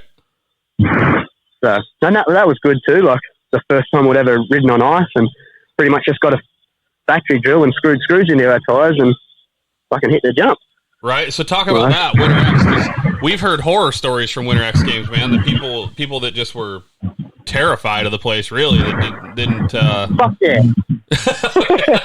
Okay. All right. That was awesome. It made you feel alive. Yeah. Don't fucking get out of power band because you're not going to make the jump, eh? As soon as it clicks into power band, you're fucked. Yeah. You have to And it was a stay big in the jump, laser right? there. It's 90 foot. Yeah. So 90 foot ice. You couldn't see the down ramp. You couldn't see the up ramp. You had to, like, Winter X Games. your bike, your bike slotted into the rut. Once it's slotted in, then you just send it. It's Right. dark at night. They have lights in your eyes. Right. Snow falling. Yeah. So real quick, Metzger won. You got second, or vice versa. You won. He got second. Yeah. Metzger won. I got second. Okay. I was the first loser. Okay. That's okay, because a lot of guys went to Winter X Games and didn't come out second place. They came out broken to pieces. Yeah, Deegan was one of them. There's some odd Yeah. noises going on. Are you actually? Yeah. Can Me? you hear that? Can you pick up all this feedback that we're getting? Yeah. I'm in the bush, mate. That's all cicadas. All right. It's what? See, it's in the bush. Cicadas. Starters? Cicadas, like little cicadas. bugs. We call them cicadas. They're like grasshoppers. Oh, Jesus. But no, that's not what we're hearing. We're hearing like feedback from our own microphones, I think. If so, if you hear him, I got a machine in the subdivision. I'm over on the riverbed, nice. and the boys are over working in the subdivision with a machine and stuff. Are you laying cable? Yeah, we're laying pipe and doing some underbores and laying pipe. All that shit. Don't tell me, boss, I'm at the riverbed talking to you. Nice. Yeah, I like it. Oh, yeah, man. so I'm at work. Yeah. Supposed to be. No, I appreciate your time. I know when we set up the interview, you were like, yeah, let me check with Boss Man, make sure he's cool with me, maybe on the phone for a hot second. Yeah. But I appreciate your time to go over all this stuff. Yeah, it's all good. I'm the leading hand, so I can just get them to do the stuff and stand off to the side for a little bit. Should be right. Nice. Yeah. That's right. Yeah. I don't like all these bugs you talk about though. A picture of like locust infestation that he's fighting off right now. Just millions of bugs swarming around like cicadas, man. It's not that big a deal. I'd be going batshit crazy. No, there's spiders all around me, spider webs, and I'm looking at potty mullets swimming in the river. Oh Jesus, there's death all around. Like tarantulas and yeah, there is. No, it's death. It's all good. Do you venture into the ocean down there? Do you get in with the? Yeah, I got a boat. Yeah, you surf at all? No, never got into that. I grew up in the dirt, man. Yeah. But aren't you pretty close to the water there? Yeah, I live like 10 minutes from the ocean. Oh wow, yeah, that's close. Yeah. But I only run around it. I don't go in it. It's all sandy and shit. Yeah, smart. Yeah, I like that. I'd rather yeah, the boys have got a dune jump. They practice all their tricks on over there right on the beach. I haven't hit it yet, but they keep trying to get me to go over there. I don't want to jump on sand, but oh, I used to love me some sand. I love the sand dunes. It's helpful if you if you know you're going to crash. It's pretty helpful stuff. Yeah, it's a softer landing. That's for Jeff. Yeah. Yeah, so I might go up and check it out. I don't know. I don't like sand on your bike. It fucks your bike. Yeah, that's true. I got over that. I didn't like the ramp to ramp thing. Talk about that. When was the first time you hit ramp to ramp? And was there an airbag or no? I mean, that's so sketchy. No airbag. No airbag. Sketchy. No airbag. I was at the Royal Easter Show and I maxed the edgy, slid down the thing, like road bike crashed on it, slid down the ramp, onto the tar, across the tar, and then had to fly to America the next day. It was fucked. But that's what this factory FMX team, that's what they've got, a portable ramp to ramp, so that's what I'll be jumping again. Yeah, that seems to be the go-to these days.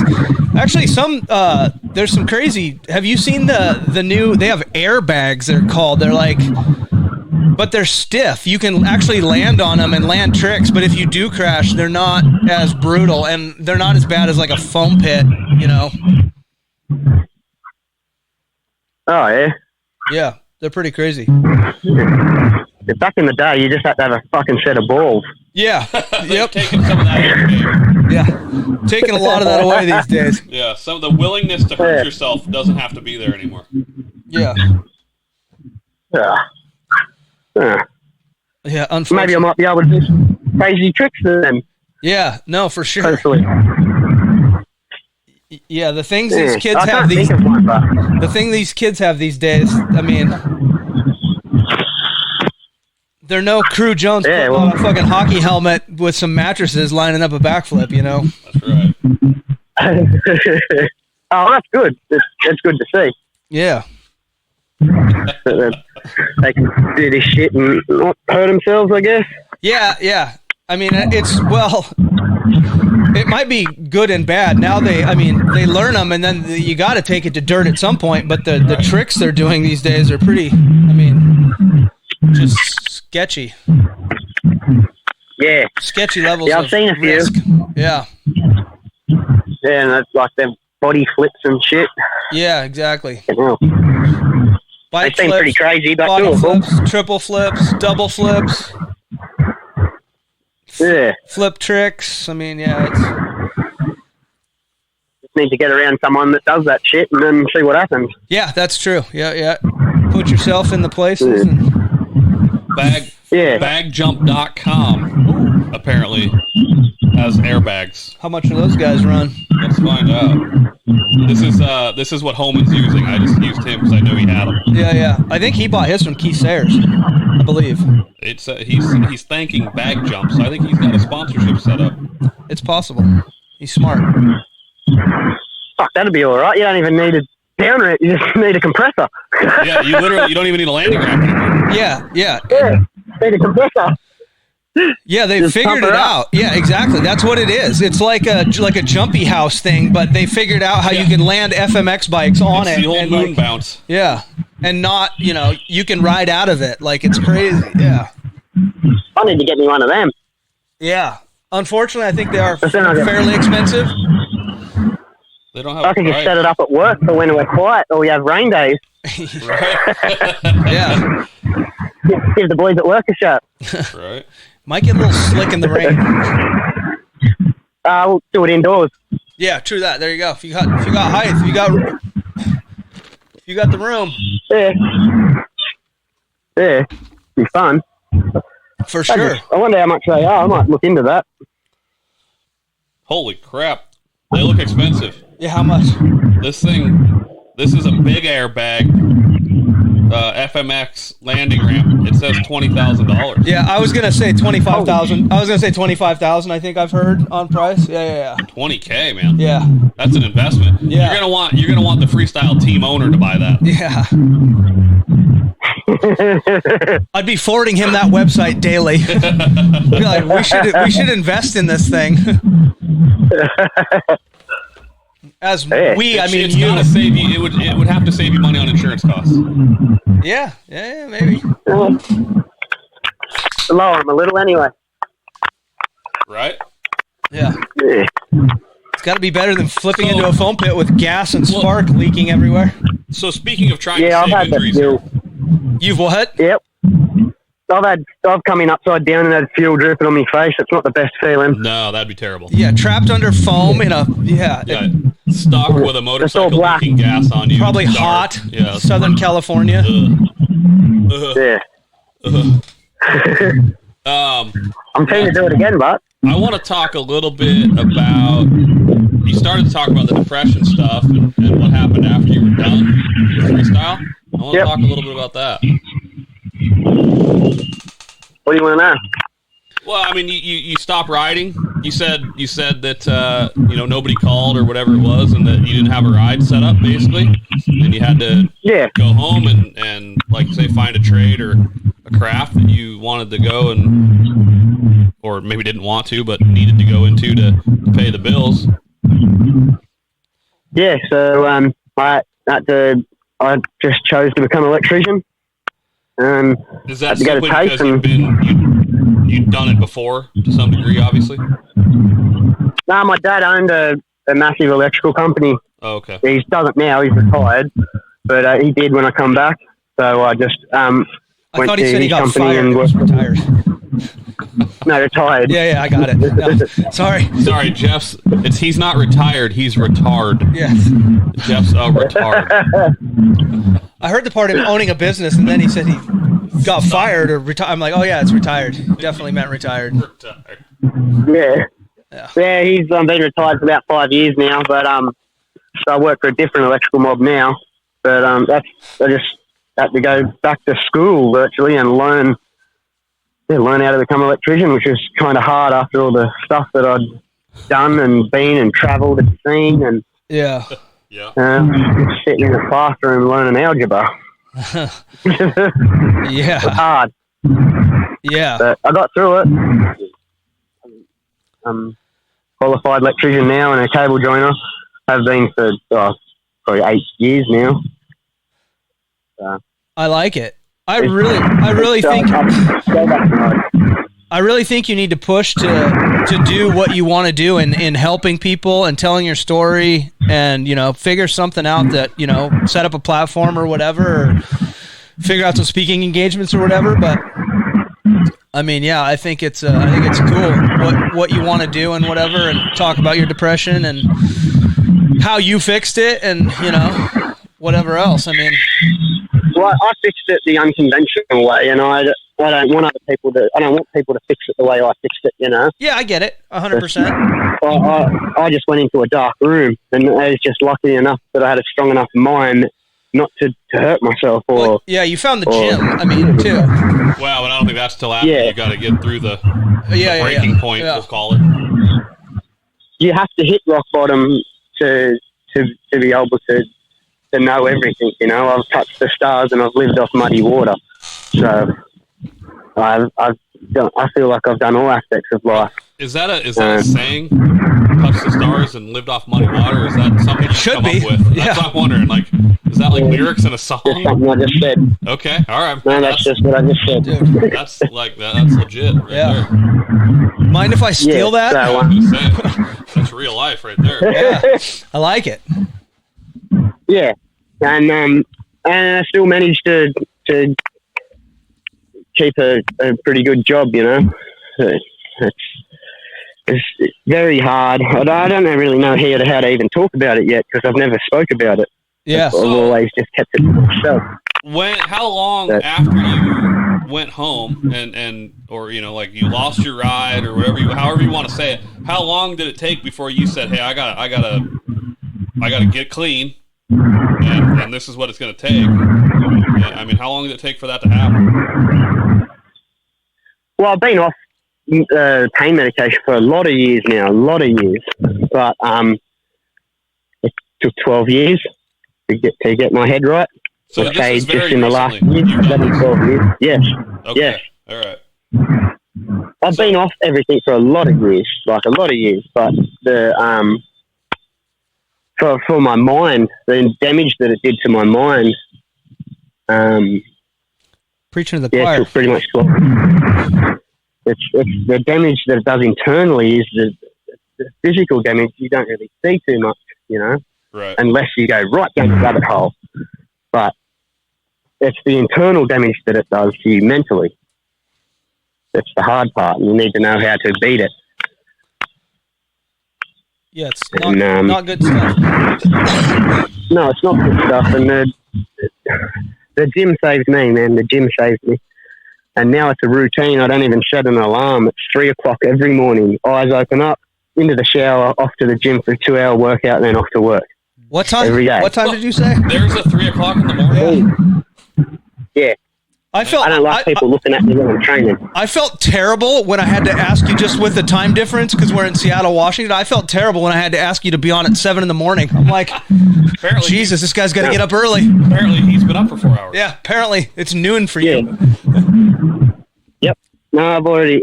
My day starts at 3 a.m. every morning from Good for Monday you. to Friday. I like it. That is so impressive. Yeah. It has to. Yeah. Like, structure is key. Structure is key. Yeah, structure is good. You have to have structure in your life. Yeah. That's what I do. I go to the gym, and then it got my mind right. It got everything right. It lined everything into where it's supposed to be. Yeah. For Did sure. some almost spiritual stuff upstairs, you know? Yeah. Like, there's a lot of time in the gym too, thinking on your own with no one in the gym. I go to 24-hour gyms. Right. Well, a lot of time for reflection. So, A yeah. lot of time at 3 a.m., people are dead asleep. In like a fucking REM state. Well, like I said, that's a lot of time for hard too, reflection. trying to And lift weights. you literally can look in the mirror and see what you're doing, and there's no one around, like you say, to talk to. You either got music going or you're... Me at 3 a.m., I'm like... like midnight terrors. Yeah. Like just pretty much what's going on in my life. He has not gotten his mind right. Yeah. Even when I didn't want to, I still did it. You have to. Well, that's part of that mental strength I talked about earlier, though. Yeah. Yeah. You got to have a strong mind, and you can make your mind strong. You can make your body strong. can make anything strong. You gotta do it and do it again. You think you did it good, you didn't really do it that good. You can do it better again. Do it again. Right. That's just how I look at things. Yeah, it's a good way to look at things. If you do a trick good, you did it all right, you can do it better. There's always someone that can do it better. So you just need to train. Do the same thing over and over and over and over again. Yeah, put the work in. I've been doing that. Yeah. You gotta go through it to get through it, you know? Yeah. Yep. That's facts. That's the stage I'm now. I've been there for 4 years every day, and now I'm at the stage now where I feel mentally strong enough to get on the bike. And I feel like I'm killing it. Good for you. That's a good place to get back to. Yeah. No pressure, just really enjoying it, riding for fun. Yeah. No, there's no pressure. We just ride for fun, show the kids a few tricks. But yeah, you still push yourself just because that's who you are. But yeah. Yeah, I haven't fully pushed myself yet. Just sort of need a backing sponsor or something to fully push myself, you know? Yeah. Because I got the mortgage and the kids as well, so if I hurt myself now, it could fuck everything up. Yeah, so facts. I have to be smart. Slow, very slow progression. Yeah. So that's one, if I get a sponsor jump on board, then yeah, for sure. I'll be doing the rulers, the turntables, the double McMetras, all that shit again, because I've got the contract to fall back onto, you know? Yeah. But at the moment, I've just got my work, and if I can't go to work, I don't earn money. Yep. So I have to be very careful at how I approach it and how fast I'm progressing, you know? Yep. But I get scared because I ride with people and I see them do shit and then I just go do it. And I don't even think about it, so I know how to do it. And sometimes it scares me a bit because you haven't ridden for 12 years, but just go do it. Well rested. Yeah, well rested. Motivated, man. I'll tell you right now, I've seen guys that never took a break, and I mean, myself included, where I didn't take a break, and I was going to races at 32, 34 years old and not really enjoying it like I had. And then there was the guys that, you know, I hadn't seen in 10 years that showed back up, and they were renewed and excited and just really enjoying it. So that's good. Yeah, I feel like I got a love back that I hadn't had before, you know? Yep. I'm excited to see where this goes, you know? Very excited. I know I'm old, but I can do a lot of shit that these young kids can't do. And there's older people out there doing it too. So yeah, that's the thing is with me too. I spent a lot of years in the racing industry, so I did the legwork to be able to do freestyle. You know. Yeah. I know what happens when your bike, whatever happens to your bike in the air. I know exactly what to do to fix it. You know. Yeah, it's called bike skills. You have them. Yeah. Been on it forever. Yep. And I thought I would have lost it, been off it for so long, but it just all comes straight back. Yeah. Yeah, I think when you learn it young and, you know, you've spent that much time on a bike, yeah. It's like riding a bike. You get back on. Yeah. Exactly. Just like riding a bike. Yeah. But, yeah. It's all good. I just really like touching the stars riding drinking again. muddy water saying, but I mean, you know, hey. It's like riding a bike. Yeah. Yep. It's all coming back to me, so I like it. See where it takes me, I guess. You know what we need to come back is shows and more progression and not being scared to be outside. Yeah. Exactly. Yeah. Just crazy. I'll be very extremely nervous the first show I do. Yeah, well, understandable. Extremely nervous. Yeah. Cross that bridge when we get to it. Yeah, you've been there and done it many times before. I mean, been to shows all over and figured it out. Yeah, I just really, really liking the bike at the moment. Good. Feeling good. I've got a good saying on my bar pad. that gets me through when I go for a ride. What's it saying? Don't be a pussy. Nice. Don't be a pussy. I like it. What That's it. What do you have all tricks on there? Yes, exactly. Instead of now it just says don't be a pussy. Yeah. That's funny. What do you think of the new technology on the bike? Because you said I think it was 8 years you went with not riding. Yep. But yeah, it's pretty much 12 years. I rode maybe a week in 12 years, but that's about it. So what was it like hopping on? Even though it's still a two-stroke, what do you think about the new? Exactly the same. Nothing has changed. There you go. That's good. Exactly nothing has changed as far as the bikes go. It hasn't. Yamaha's killing it. Yep. I like it. Nothing's changed. Like it feels the same. It whips the same. It does the turn downs the same. I think the partner the only thing you order pistons. All new graphics. Yeah. Yeah. All you got to worry about is if you order an A piston or a B piston. That's it. You got to marry it up to your barrel. That's it. Oh, that's but, yeah. Nice. So yeah, what do you want in the future? Just to try to get back into doing shows and. Well, I want to know more about the talking. You said you want to just like I don't know exactly how you said it, but you want to be able to talk about the depression and talk to kids and get them involved and whatever. Yeah. What I'm looking at trying to do is get a government grant off New South Wales or South Australia and get into the schools just to talk to kids about my life and the path that I took and the decisions that I made, and then also want to get another freestyle motocross rider on that went a different path, like the Robbie Madisons that just stayed on it and kept doing it and tell his story as well. Nice. At the start, I just want it to be sort of my thing and talk about it, and then when I build it up and it becomes a bigger thing, I want to make it a place where all the old freestylers and skateboarders and BMXers and all that can come and talk about their life after, like when it's over, when they're finished, and just talk about their life and what they did, and just hopefully it can help kids, So I think my story will help them. I decided to give up riding and come back and get the trade and work and contribute to society. Guys like Scummy is sort of doing this, but he's I think gone down a bit darker path than you have.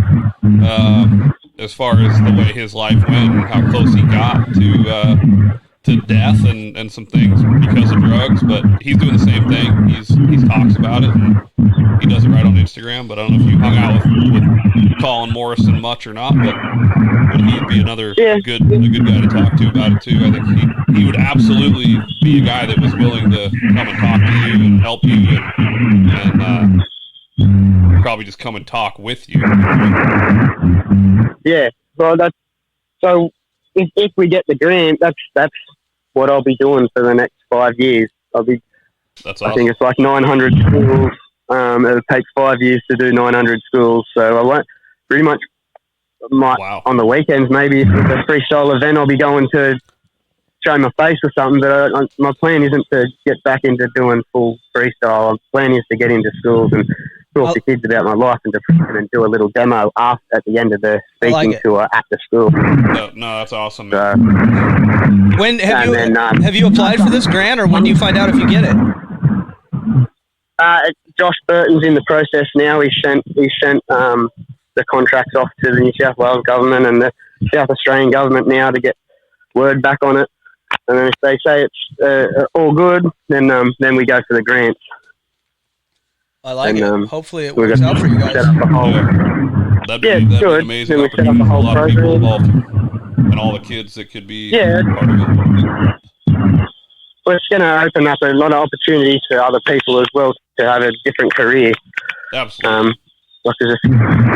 There's a few mates that I've got that I ride with that I wouldn't mind offering it to them to come and help. Because you need setups as well and driving vehicles and all that. Right. Yeah. It could be a good it's going to be expensive, but Right. it's not about making money here. It's just about kind of helping people and Talking to the kids. hopefully they can. Hopefully these kids. I'd love to at the end of the week like have a competition sort of thing where you come out to the property and we've got like 10 bikes out there and give the kids that don't have the opportunity or the parents that have gone down different paths and they can't afford bikes and then get them to come out to the property and they can just ride for free for the weekend, you know? Yeah, wow, that'd be cool. That's awesome. That's an awesome goal to put out there. Yeah. There's just lots of kids that live in the city and stuff that don't get an opportunity to ride a dirt bike, so it'd be great to bring them out. And it's an expensive sport. on the day it's free. Yeah. Have a go and see if you like it. And then maybe that might get them into dirt bikes and keep everything rolling, you know? Yep, you could piss off a lot of parents that thought they had money in the bank. Regardless, it's just fun to ride a dirt bike when you're a kid. I mean, yeah, the last 2 weeks too, I've had a couple of injuries with the boys riding. what'd you I bum got a on? broken neck. Oh no! What's that? What'd you hurt? Yeah. Oh, I didn't hurt anything. Just a young kid broke his leg and his arm, and then the week before, the other mate broke his neck, his back, and 6 ribs. Damn. Yeah. There's also that stress of it too, like seeing that stuff as well. Yep. That plays on you as well. So, Yeah, it sucks seeing people get hurt. Yeah, you kind of, I know it sucks to say, but you kind of got to, come on man, get you off the track, get you into the car, off to the hospital, and you need to keep going, you know, and forget about it. Because if you start thinking about it, then you're going to crash. Yeah. Well, that's, yeah. It's about it. Yeah. It's pretty much, second week back in riding, and then I'm seeing these blokes just broken up, and I'm like, oh shit, should I be doing this? Right. But I just feel like I know I'm good. I know what I'm doing. I'll be right. Yeah. Older, smarter. All my life. Yeah. Older. Maybe a little wiser. And well rested. I think just more experienced. Not necessarily smarter, let's say. More experienced, yeah. Yeah. And very well rested. And very well rested. Yeah, I haven't broken a bone shit since I was riding that bike. Funny how that works out, huh? Right. Yeah. One bone. Nothing. I haven't been to hospitals either, eh? I was going to say, you probably haven't had a concussion since then either. No, I've had a couple of them. Oh. All right. Playing around. I like doing lots of trampoline work with the kids. Oh, nice. Trying to get gymnastics and doing the flips and stuff. Get them so they can do everything. Yeah, gymnastics is big. Smart to do. Knocked myself out on the trampoline before. Yeah. Those things can be really dangerous. Very dangerous. Yeah. Yeah. I believe I've came close to eating a knee before. Yeah, my own. Yeah, legs buckle, just not doing what I should. Yeah, it just happens so quick on trampolines too. It just gives way. Yep. Yeah. Yeah, crazy time. Oh,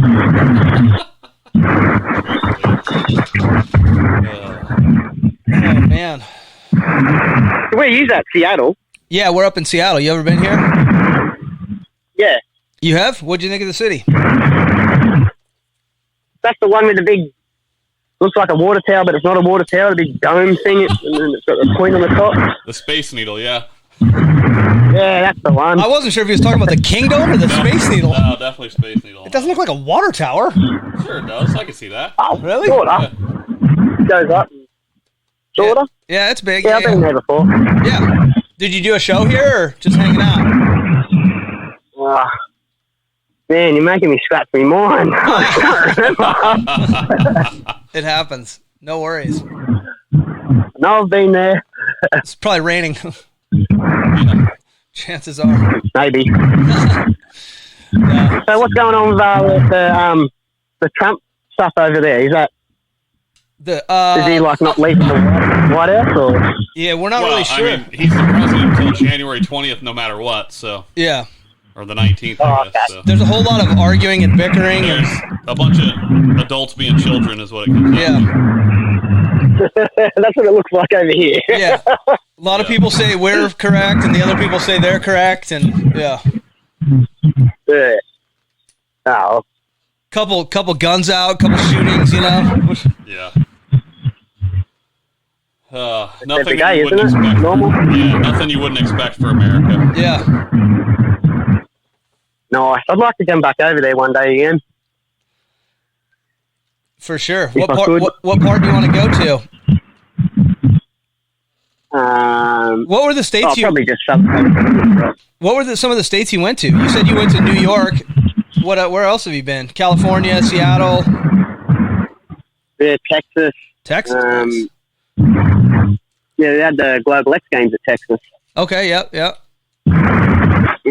I got drunk and woke up in the bottom of a hotel room with all Mexican cleaning ladies. Like, what are you doing? Yeah. Like, I don't even know what I'm doing. Yeah. My wedding ring was sold. You're like, what am I doing?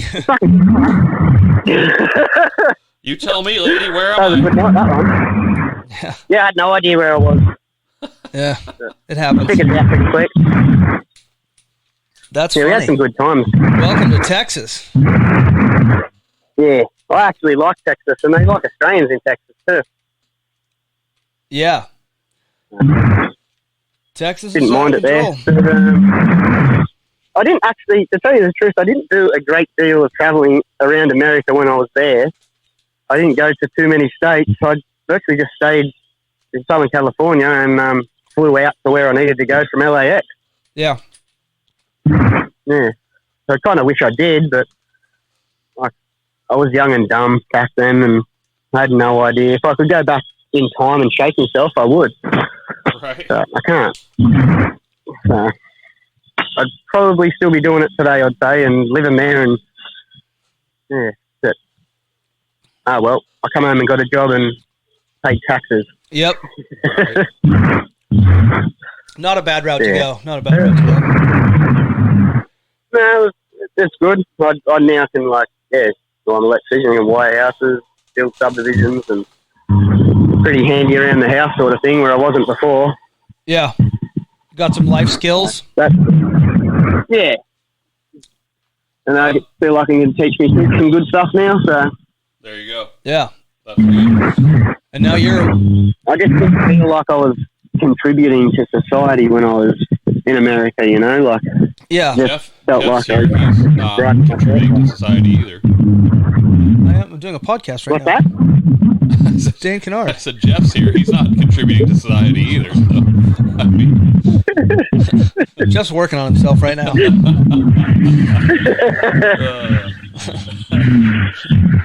Yeah, it's just that was always in the back of my head. My old man saying you got nothing to fall back onto when this is all over. Yeah. I had to. I ended up just listening to the voice in the back of my head and come home and got a trade. Yep.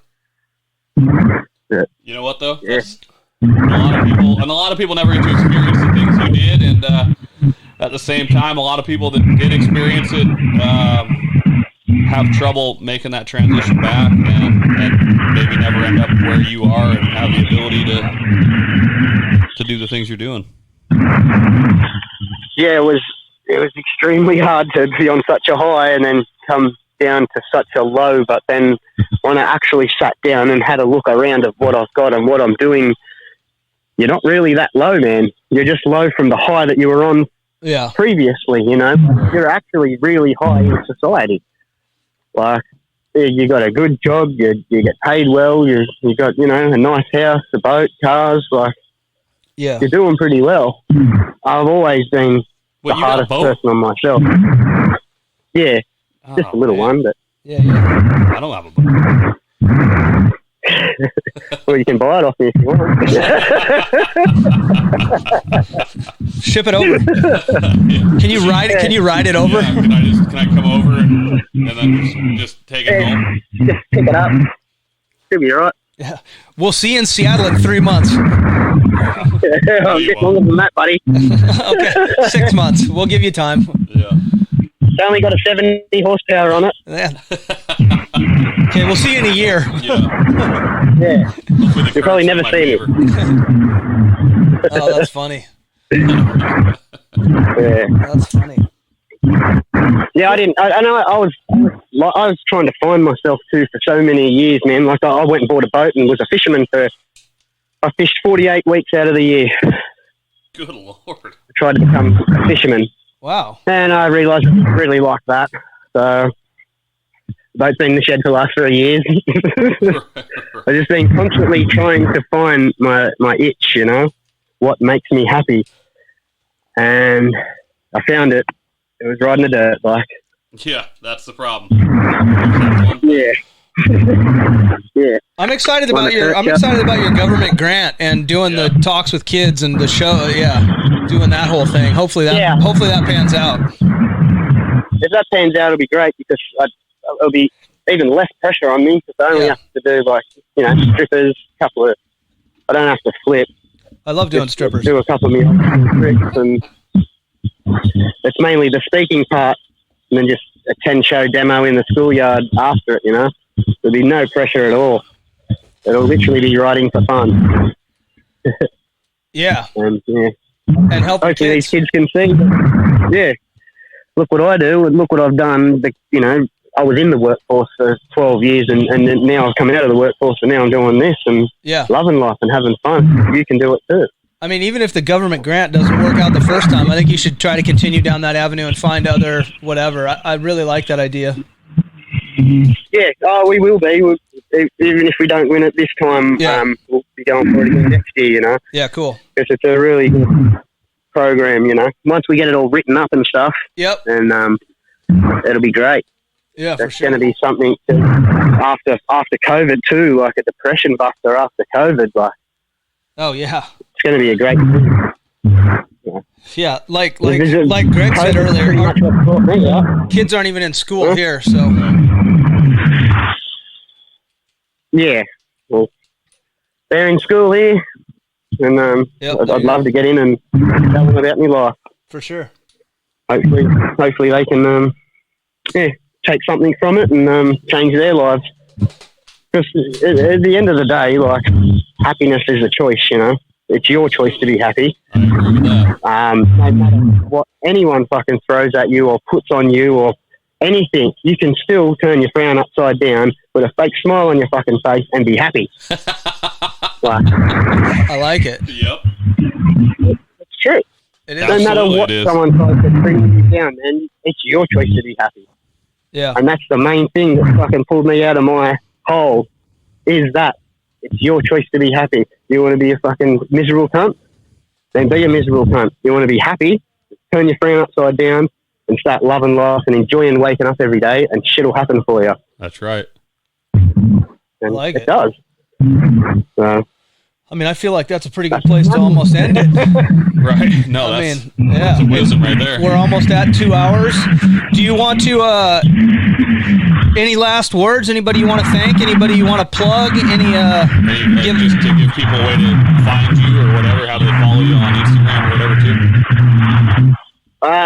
Hey man, I'm only new to all this Instagram crap. I think it's at Dane Kinnaird, and that's it. They can Google it. Yeah. And other than that, I'd just like to thank Josh Burton from Factory FMX because without him, man, I wouldn't be in this position right now. I wouldn't be riding.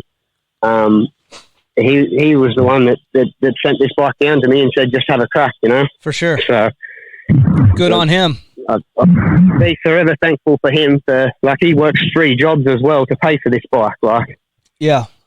It's not easy. He stepped right out on me, and I'll be forever thankful for him. So, that's awesome. Josh Burton from Factory FMX, man, we'll be forever thankful for him. So, thank you. People look him up too. Cool. Well, yeah, we appreciate your time today. You coming on, telling some stories, finding out a little bit more no about worries. you. Sorry if it was a bit crap. It's okay. No, man, you were great. You're working, so The connection was good. I think we got a little feedback on our end. We'll work on that. I didn't even notice. All right, All right, it Dane. was good chatting to you. Yeah, for sure, Thanks, man. We'll catch up. Appreciate it. No worries. Thanks, guys. See ya. Thank you. Later. Bye.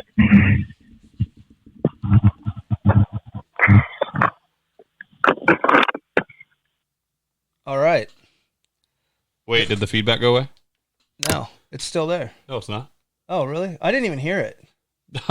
I'm gonna slap your face. Honestly, I mean, wasn't that bad? Honestly, Wasn't that bad? honestly, What was happening? that was. We apologize. Hopefully, we can eliminate some of that in the. A lot of bugs in Australia. Man, those cicadas were loud. Locust season. I'm worried about it. It's a cicada. Either way, that was good. Yeah. Dane was one of those guys who's kind of an OG. Yeah. Australian OG. Yeah.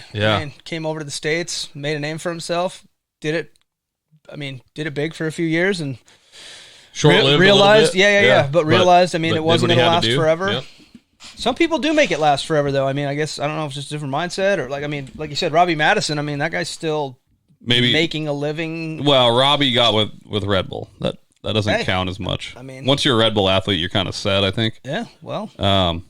But some people aren't willing to live on top ramen to fulfill their dreams. Yeah, that's true. I'm not saying that's not what Dane was doing, but yeah.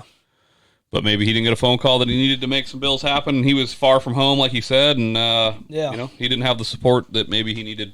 It's to life. make that dream happen. Everybody's got a different story. That's right. I mean, that's right. You never know when that phone call is going to come in. Never know what's going to happen. And you know what? He went home Maybe and it doesn't ever. Yeah, exactly. He made a life for himself that he can be proud of, I think. So. And I think a lot of the guys we'll talk to, you really can't do this, I mean, forever, realistically. No, absolutely I mean, there not. is a time where you have to make decisions. And Yep. I mean, Holman's found a way to do it good, but he has a regular job, Yeah, too. he That guy works. works, fucking 80 hours a week. Yeah, His he has a normal regular job that he works and freestyles. And even guys like Colin, then we talk about Scummy. He had his dad's fire extinguisher business scenario work out. And so that, you know, and he loves doing that day to day. I mean, these guys work. I think a lot of people don't realize that there's more to it than the glory days of than freestyle. just getting to hit freestyle ramps every day. So yeah, cool. Thanks for listening. Yep. It's kind of a short one, which is nice, but at the same time, it's like 6 minutes short, really. Well, Realistically, I think the last one was 2 hours 20 minutes or something. I'm just impressed I did the math right. Come on, realistic. Come on. Well, I mean, it's like 5 minutes and 15 seconds, but all right, there you go. But you know, it is what it is. I don't know. Yep. Jeff's not a mathematician by any means. Nope. I was pretty impressed with my. Hey, we could look at. I got report cards down here if you want to go over something. Yeah, don't worry about that, guys. All right. We won't do that to you. All right, thanks for listening. Talk to you next time. We'll hopefully get another one of these out done, and never know. Maybe you guys later. can keep listening on Mondays. Thanks. See ya.